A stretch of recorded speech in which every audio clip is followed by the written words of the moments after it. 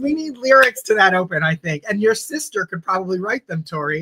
I was just going to say, we need to call up the royal songwriter of Oz, Alex Bossy. Hello, we need some lyrics. Yes. Welcome to Oz Talk, everyone. Tori, it's always a delight to see you. It's always a delight to see you, my friend. And it's an Aussie day. It's an Aussie week. We're expecting big things over the coming months for Wicked for Good. We're going to start things off talking about that today. But first, let's welcome our special guest co-host today. It is our very good friend, Angelo Thomas, who is a filmmaker, author, Oz collector, and activist, and great friend to Oz Talk and to us. Angelo, thanks for joining us today. Thank you for having me. I'm feeling a little bit nervous. No. You've been here before. It's all good. Yeah. We all saw The Wiz over the weekend, and I'm wearing my Muni Isa Down the Road t-shirt. Very excited. We will be talking about that as well. But first, we have to talk about the big news from the other Universal Pictures property, which is Wicked and Wicked for Good, because recently Wicked announced, let's just add to the stage here some of our slides, that I'm sorry, I'm all out of sorts. There we go. Wicked for Good is going, we're finally getting the trailer. Woo! June 4th in theaters. And this is the best possible. I know there's been some debate about whether or not this was a good idea. Personally, I think this goes so beyond last year when they skipped over the Super Bowl, when they skipped over the Oscars. I was like, what's bigger than that? Here it is. The biggest way possible to release this trailer. It's true with the movie. So one night only, June 4th, I think in about 100 theaters, according to Tori, across the country. It's going to be played simultaneously. And then right after the movie Wicked, after the to be continued, and I'm imagining the credits, we're going to see the first look at the Wicked for Good trailer. I have no idea how long it's going to be. I imagine it's not a teaser, but a trailer. So it could be up to 2.5 minutes long. What's the big question mark here is whether this is the CinemaCon trailer or whether this is a new trailer, because typically the CinemaCon trailer goes no further than that event. Mm-hmm. So I'm wondering whether or not they cut a brand new trailer for this event or whether they are repurposing that CinemaCon footage. But typically speaking, except for that a couple years ago where some footage leaked, we have not seen any more of whatever footage was shown at past CinemaCons. Yeah, and none of this CinemaCon footage, thankfully, was leaked from 2025. Do we know the runtime of the CinemaCon 2025 Wicked for Good footage? Approximately 3 minutes. Okay, so that could be the trailer, because a trailer can be, 2.5 to 3 minutes. That's a long trailer, And I am hearing, so originally the announcement was 100 theaters, but I am hearing from viewers that more theaters have been added in their respective areas. So perhaps Universal heard the outcry of, wait, I don't have a theater near me, and added some more locations. But that initial announcement did state 100 theaters. As well, they should add more. Angelo, are you going on June 4th? I have not looked at theaters yet, but if there's one near me, I will go, certainly. Yeah. Yes. It's really, a lot of it's sold out, at least like the most of the stadium seating. There's some of those scraggly seats right in front of the screen, which seats. That's the official term, ladies and gentlemen. Scraggly seats. Yes, you heard it here. Tori, we're gonna see it together. I'm so excited. I'll be joining you. So that'll be really fun, and we will certainly immediately afterward be recording and then sharing we'll do an Oz Talk together. Once we scrape ourselves down, because my initial reaction, I can tell you already, here it is. I know, I mean, like, shh, I gotta hear it. Yeah, hold your tears just for 2 minutes and then let it out. No, It's going to be a lot like that screening on October 2nd where you and my yeah, sister and I were just like white knuckling, holding hands, like, yes, we were wrapped. I mean, there were the audible gasps and the wows and the oh my's during it. But yeah, I think we'll much be in the state of shock for the entirety of the runtime of this trailer, just taking it in, and then we'll be able to exhale and freak out and do all the jigs, right? precisely. Yeah.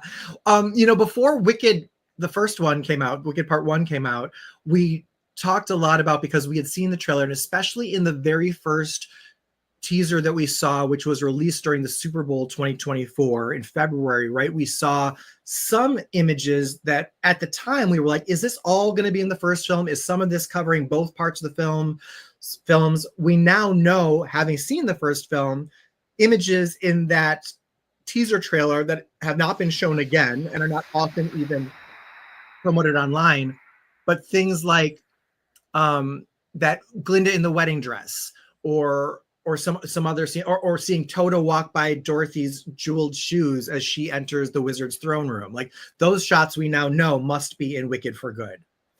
There's also a shot of Elphaba and Glinda reaching for each other's hands in the wizard's throne room. There's a shot of Elphaba touching the bricks. There is, I know there's more. There's a shot of Glinda in her bubble descending into the Emerald City. There is, as you said, there is that footage from, and there's the footage that was cut from part 1, but that John Chu has hinted might be in part 2, that scene with Elphaba, Fiyero, Glinda, Nessarose, and Bach all out in the woods together playing. So I'm really hoping we get some flashback scenes of that. Like, there's so much. Yes. I'd just say thank you so much to our live viewers. We're getting a lot of people asking, do you think they will release the trailer Wicked for Good on YouTube after? We don't know officially. I'm hoping so. It would be great, because then, we'll all be able to watch it on repeat. Angelo, what are you thinking, or what are you looking forward to seeing in this trailer, or hoping to see? I'm hoping to see more elements of the Wizard of Oz in there, more hints at least towards, without spoiling anything. Like, I would love to see a little bit more of Dorothy, some more hints of like that aspect of the story. I think would be fun to see. And I'd like to hear some of the songs. I don't know if I think we probably won't, but I would love to hear like some hints of like No Good Deed. I would love to hear what that sounds like. And I hope it is different than the CinemaCon trailer, just because there were some like really in-depth descriptions of what that footage was. And even though we haven't seen it or heard it, it'd be fun to see something a little different than what like we can already imagine based on those descriptions. Another surprise. I mean, Tori, it was your job. You weren't able to avoid those descriptions. So you were in detail. I've avoided. I think I read like the first line and I was like, I don't want any more spoilers. I don't know why, because I consumed all of the leaked footage that I saw. I wasn't sharing it or promoting it. I wouldn't do that, but like was checking it out for the first film. But for this one, I think because I'm so satiated by how amazing the first film is and how confident I am in this next movie at being even better, that like it's just gonna I've avoided it. But Tori, do you second Angelo's opinion that you'd like to see it a little different than what you've described or heard described in the CinemaCon footage? If we get the CinemaCon footage, we're going to get a lot in this first trailer. The CinemaCon footage, and close your ears, Ryan, if you don't want to hear, but the CinemaCon footage reportedly included clips of No Good Deed, clips of For Good, and did show us a lot. And so if we are getting that CinemaCon trailer, we're getting a lot. But don't forget, we had a teaser and a full trailer by now last year. So This is kind of making up for lost time. This will likely be a full trailer that kind of accounts for both of those things. And once June 4th hits, we will be hitting the ground running, I believe, in terms of marketing. Because as of tomorrow, it's just 6 months left until Wicked for Good is released. That's the official 6-month mark tomorrow. That's right.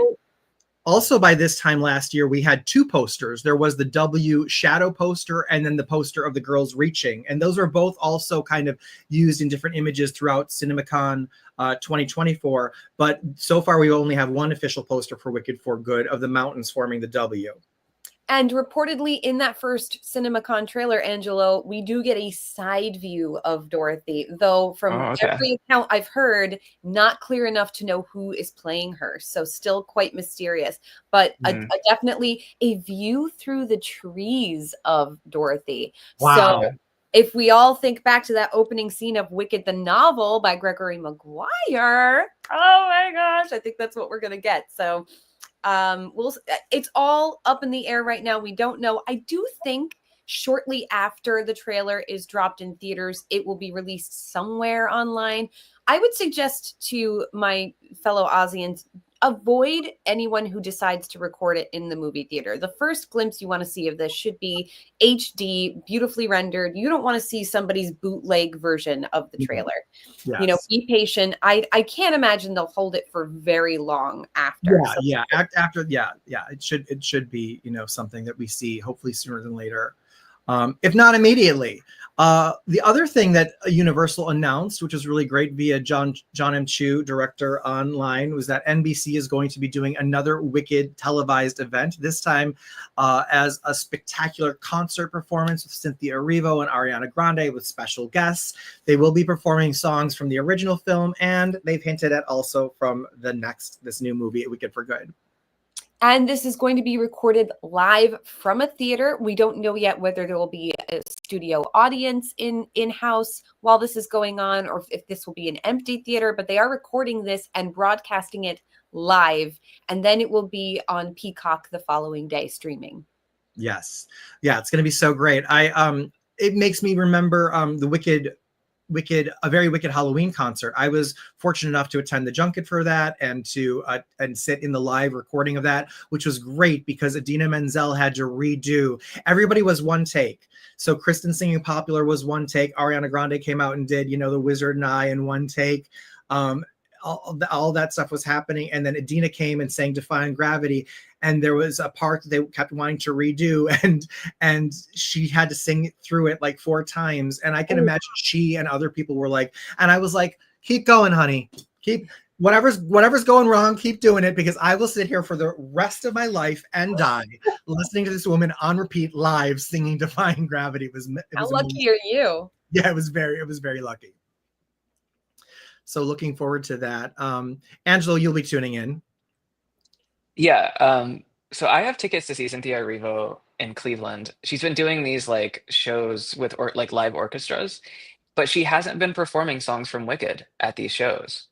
And so I don't know if the reasoning behind that is because they want to wait for this special to do a live performance. They don't want to like just have her out there singing Defying Gravity all the time. I'm a little bummed just selfishly that like I'm not going to get to hear her sing Defying Gravity when I see her. She does like Color Purple and like all kinds of other kind of show tuney things. Yeah. But yeah, now I feel like now it kind of makes sense. They're probably holding it for this. Maybe I mean, they did it at the Oscars this year, so you know it's kind of like, at what point does it become your repertoire where you're singing it on demand? You can't get away from it because that, you know, like Idina and Kristen with For Good, Popular, and Defying Gravity, these songs will forever now be associated with Ariana and Cynthia, right? So I think there is a method to the madness, though, while they're on an active marketing campaign, to not oversaturate the market with the songs and to keep that kind of sacred until this is all wrapped. And then I do think there will be an explosion of them doing live performances and appearances and such. But, you know, they kept it so close to the vest until the official marketing campaign last year. I would imagine they do the same thing for Wicked for Good. Definitely. All right, so let's pivot to The Wiz back in theaters. It was this last Sunday, May 18th, coming up again tomorrow on Wednesday. There's a couple showtimes left if you haven't seen it. For the first time, re-released post its digital restoration to 4K, as being released early June for the Criterion Collection, and is available for pre-order right now. And we were able to see it. I know the three of us went to see it. It was my second time seeing it in the theater, only because a couple of years ago there was a special presentation of it here in Milwaukee as just a one-off. A theater got the rights to it and just exhibited it. I did a pre-show talk for it. But what did you guys think experiencing it in the theater for the first time? Well, I'll have to defer to Angelo, because though I had tickets, I was not able to go on Sunday because my daughter became a big sister over the weekend. So mazel tov to my ex-husband and his wife, Maria, on their brand new bundle of joy. And we were at the hospital visiting. Oh, are you going to go tomorrow? sadly not. I'm not able to go tomorrow, so I'll have to live vicariously. But I did get the Criteria on DVD, so I can't wait to see it. Yes, great. That'll be excellent. Yes, that Blu-ray will be amazing, and it's going to be what do we see here? Kyle's saying on the IMDb website says Cynthia's going to be sing The Wicked Witch of the East. Interesting. That, you know, that sometimes those are fan submitted, so we don't know if that's confirmed or not, but that would be certainly cool to hear Cynthia sing anything from the show. It's kind of like that one concert where Idina sang No One Mourns the Wicked, right? That was kind of a fun tribute. But back to The Wiz, Angelo, what did you think seeing it in the theater? So we had talked about it beforehand because I honestly wasn't sure if I was going to go, but Ryan was like, "You need to go. It's a totally different experience." And I've had sort of a love-hate relationship with The Wiz, I would say, like throughout my life. As a kid, I didn't get it, thought it was strange. Now that I'm older, I can understand kind of like the cultural significance of it. Still a flawed movie, but yeah, seeing it in a theater, I thought was just a completely different experience. The wide shots, which is something that Ryan had talked about before, really work on the big screen in a way that they don't at home, where they just kind of look like ants, especially like during Ease on Down the Road. Um, and the colors were so vibrant. I've always thought of The Wiz as sort of an ugly, desaturated movie. Like I feel like in all the home video releases, it's just desaturated and not very sharp, almost has like this kind of haze over it. But this is like the most vibrant that I've ever seen it. I feel like I could catch so many nuances in the performances, like in Michael Jackson's like facial expressions in particular. I could see the details of his makeup, and then the music, like the sound, I thought was really, really great. Like it felt like watching it with a live orchestra. Like you could hear so much of the music that I've never heard before. So is it a perfect movie? No, but I think it was just a very cool way to experience it. Also in a theater of people who loved it. Like you could tell that the other people in the theater are people who grew up watching it, families who like loved the music and really had an appreciation for it. So it's a really cool experience. I don't. Go ahead. Oh, you know, I agree with you that throughout my time as an Oz historian, there have been like moments where I've been like, oh, this is, especially after I saw the stage play, it's such a poor adaptation of the stage play. It doesn't really get the spirit of it, but it is such a unique piece of art on its own. I kind of now have I've deconstructed it. It's such that the Wiz, the movie is its own thing, and the Wiz, the play is its own thing.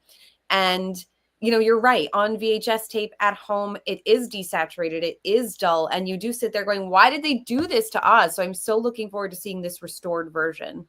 Mm-hmm. Well, even with you know, different color temperatures and the rest of it, it was a very bold creative choice to go against the stage original Broadway production of The Wiz and the subsequent Wiz Live and the Wiz Revival that is currently on tour after its short run on Broadway last year. That this movie adaptation did turn Oz into a New York City wasteland. It was a rundown Atlantic City, New York City, where everything, you know, you see hedges of garbage, you know, just piled all over the place, and the scarecrow is stuffed with garbage and not straw, and yet filled with wisdom, right?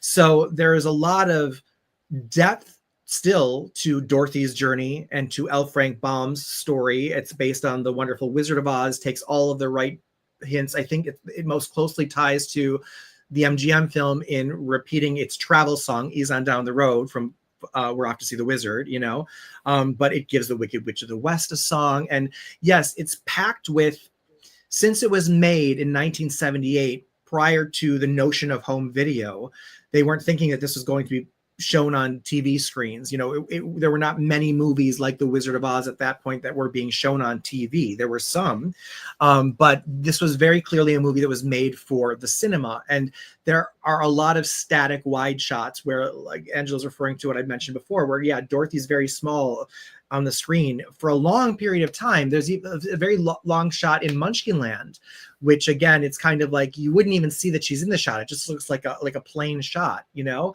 of the scenic design. And in the theater, it makes sense, and it's large. And even though the focal point is smaller, it's still really large because you're in the theater. And you're right, seeing the colors with this 4K. In order for a 4K release to happen, I learned this when I visited Warner Brothers with Aaron Harburg a few years ago for our documentary Song of the Century, and we toured the facility where they created The Wizard of Oz in 4K and in 3D, and they had to upgrade the film, the original Wizard of Oz film, to 16K. So that version exists. And in order to do 4K releases and theatrical releases, so to do The Wiz in 4K for Criterion and for this theatrical release, they probably upgraded it to like 8K or 16K. And then they are releasing the 4K. They're not releasing greater than that because obviously we don't have TVs or Blu-ray players that can handle greater than 4K at this point. But it did show so much more on the screen, and the restoration is beautiful. And it really is, for all of the problems that we have with it in those creative choices they made, or especially the miscasting of Diana Ross. And she's spectacular in her own way, and we cannot separate her from what Dorothy and The Wiz is. But she's too old. She's 33 playing a 24-year-old when Dorothy should be 16 or under, you know? And then there's also the notion of she's not the Dorothy that we all know her to be, which is someone who cries the whole time, you know, and just slows things down, is very sad. She does illustrate great arc and story growth, and, you know, helping her friends realize, you know, that they already have what they need. There is no wizard presenting them with brains, heart, and courage. She just points out they've had them all along, and goes on, you know, this we all know. But like, so I think the big screen does service to Diana's performance. I think it just enhances what lacks again in the smaller screen. So it was spectacular. I'm really glad. This was kind of like an unexpected delight to have that back in theaters. Yes. Any other comments about The Wiz? You know how I feel about Diana Ross.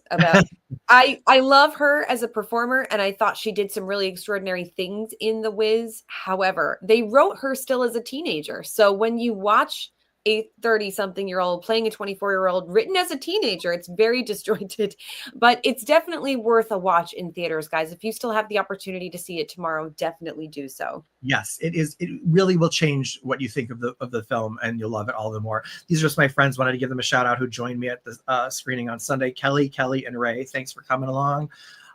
Next, let's talk about, yes, if you also should check out The Wiz on tour. Wizmusical.com for tickets, and it is. You owe it to yourself to check it out. Yay! Angelo, have you seen this adaptation? I saw it on the pre-Broadway tour. Yeah. Great. Yes. And you want to talk about this too, because this is a whole new book, like the movie, a whole new book, whole new rendering, but all the same songs. Yeah, I don't think I loved it as much as you all did. But it was still really cool to see, again, with a live audience. I think the people that I saw it in Cleveland. It was packed. People loved it. People were quietly singing along.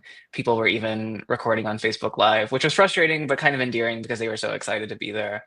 I didn't think it was the best production. I think the vocals are amazing. I love some of the way they changed some of the songs.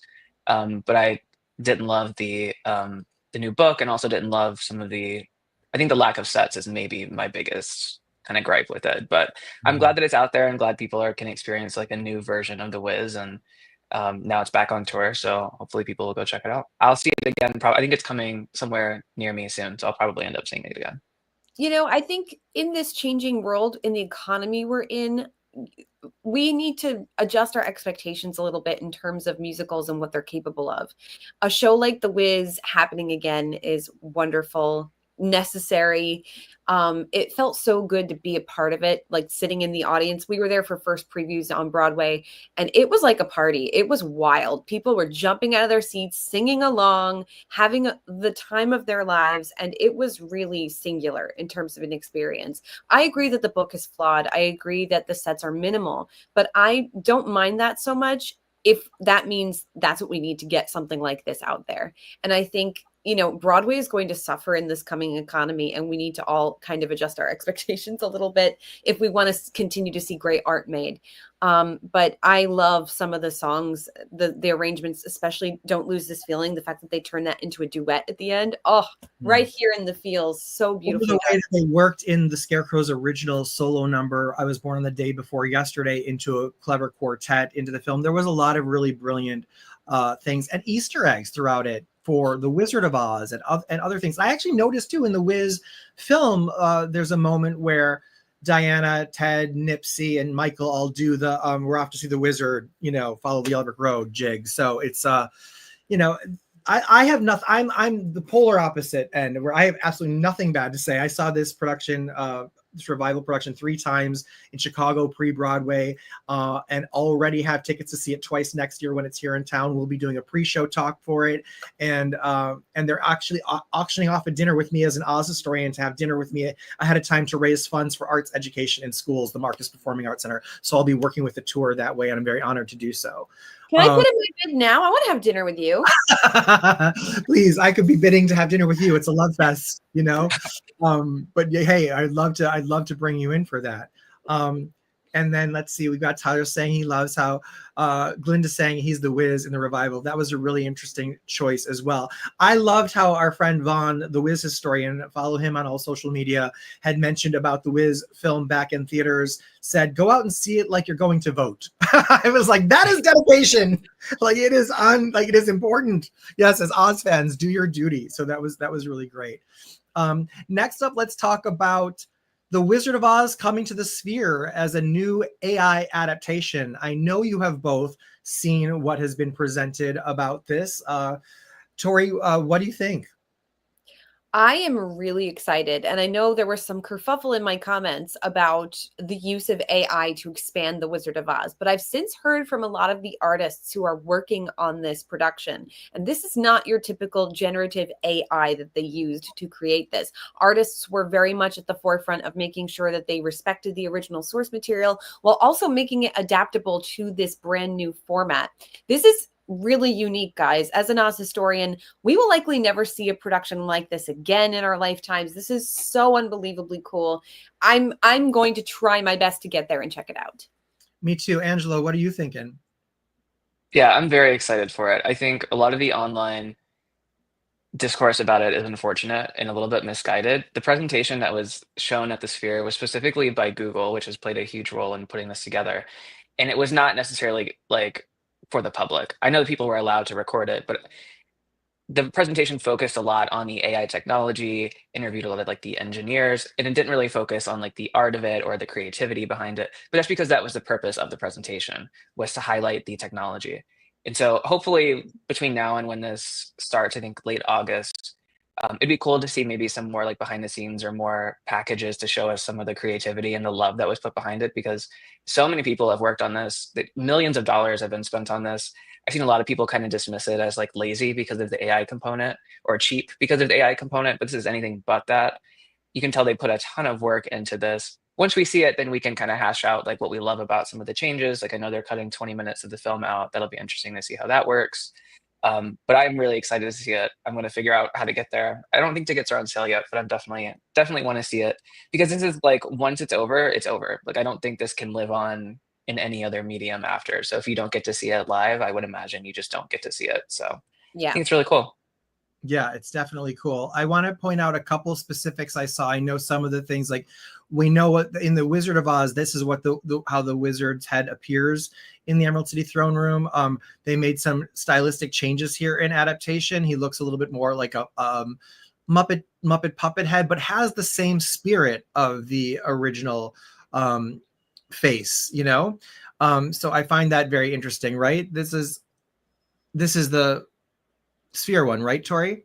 Yes. And, considering the fact that we don't know who this person is in this makeup, because this person was never credited for doing this job, I'm okay with them making alterations. And, again, this kind of, for me, I'm going to treat this as a new adaptation of the 1939 film. I know there are a lot of purists out there who don't like to see any changes made to any Oz pieces of canon. However, if we want to see innovation, we need to be open to change. So I'm excited to see what changes they make. For example, there was talk of a wide shot of the Kansas scene where Dorothy and Miss Gulch are going head to head over Toto. And we know that just off camera, Charlie Grapewin as Uncle Henry is standing by the door, but of course it's a tight shot, so we don't see him. Well, in this expanded universe, they've added in Charlie Grapewin as Uncle Henry standing off to the side. So it's going to be really interesting to see how they honor the film while making these changes. But keep an open mind, guys, and remember that not all AI is created equal. This is not the, hopping on your app and creating some generative AI with ChatGPT. This was real artists getting together with real engineers to make this piece of art. And I'm really excited to see what they do with it. I would be interested to know what other directors think. I think it's probably as varied as personalities are, because I'm sure there are some directors who hold their work very precious and wouldn't want to see their creative vision augmented, either cut down. That's why we hear things like the director's cut come out in addition to or after a theatrical release, you know? But since they are cutting 20 minutes out, but Tori, I think you're right, looking at this as an adaptation of the film itself, because it is different. There are some stylistic changes. You're talking about adding Charlie Grapewind as Uncle Henry in a Kansas scene. We also know that they eliminated some mountains and some color in the surrounding area of the wide shot as our Fab Five approaches the Emerald City for the first time. So there are some stylistic changes, and they don't have to be good, bad, or otherwise. They can be just different. And it can be the experience that it is when we go to the Sphere to see it and experience it on its own. And you're right, if they don't ever release the Sphere version online so that other people can see it any other way, I don't know how you would do it. Maybe through like the Apple AI, Apple Vision Pro goggles or something. Angela, you were watching some stuff through that recently, right? You've got a friend who watches movies. Yeah. Yeah, I've seen The Wizard of Oz on the Vision Pro in 3D, actually. That's the unless you have a 3D TV, that's the only way you can watch it in 3D right now. And so the version that's available on Apple Vision is 3D and 4K, which is a pretty cool way to watch it. And I remember there being some backlash when they re-released it in IMAX 3D a couple of years. Was that the 75th anniversary, I believe? And I remember there being some grumblings of, oh, they shouldn't turn it into 3D. That's sacrilege. You know, again, we have to keep an open mind, especially if we want this fandom to survive. It's 125 years old officially as of Saturday. And if we want this to continue, we need to be open. Yeah. Well, I'm very excited for it, and hopefully it will be accessible to all of us who are able to get to Vegas. Lastly, let's talk about this production of The Wicked Wizard of Oz. That is a Cirque du Soleil production adaptation of, it seems, a mashup of, they want to play off of Wicked, and I don't know if they're implying that the wizard is Wicked in this production. Is it the Wizard of Oz? Are they adding in elements from Wicked or songs from Wicked? But it's a Cirque du Soleil. And there's footage available, and to our friends who are watching in the UK, you can book now for this experience. Is the Tin Man supposed to be like? Have you seen Transformers? Is he like Bumblebee? Have you guys seen the video? No. Yes, I've seen some clips of this. It looks like fun. You know, again, keeping that open mind and just enjoying new experiences. I really enjoyed the original take on The Wizard of Oz on Ice that recently came out. You know, I just love seeing so much engagement with Oz during this current Ozassance that we're in. Yes, and hopefully it will come to Vegas or stateside so we can see what the Wicked Wizard of Oz is all about in a Cirque format, because I just think that Oz does adapt so beautifully to all of these fantastical and whimsical art forms. So it is fun to see all these different visions and creative minds getting together and expressing it through our favorite stories, our favorite characters. And there's still a plethora of other Bomb Oz books that are now in public domain and stories that can be adapted too. And so hopefully just the word Oz can get people in the door at some point. We're excited about the Ultimate Oz universe, which is now live on Kickstarter and available to purchase those special larger format hardcover versions. And we had been showcasing that in a recent other Oz talk. So lots going on. And this has been really fun, guys. Any last words or last Oz wishes? Well, I just want to say, Angelo, thank you so much for joining us. It's always such a joy to see you, and you'll have to come back soon. And I'll see you at OzCon, I believe. Yes! Yes, Very Tori, exciting. tell everybody what you're doing. Angela's attending. OzCon International. I will be there in Burbank, California from June 20th to the 22nd. We'll be celebrating all of the great Oz anniversaries this year. The big one being, of course, Return to Oz, which turned 40 this year. So excited about that. So come on down and join us. And by the way, if you are an OzVlog fan, you can use code OzVlog2025 for a discount on your tickets. Excellent. Angelo, you're on social media at I'm Angelo Thomas. We've got the Oz Vlog on YNJ Reviews. Please give us a like and follow and subscribe and all the rest of it. And it always helps us when you leave comments, and we appreciate your feedback. Let us know what you'd like to see us cover on an upcoming episode of Oz Talk.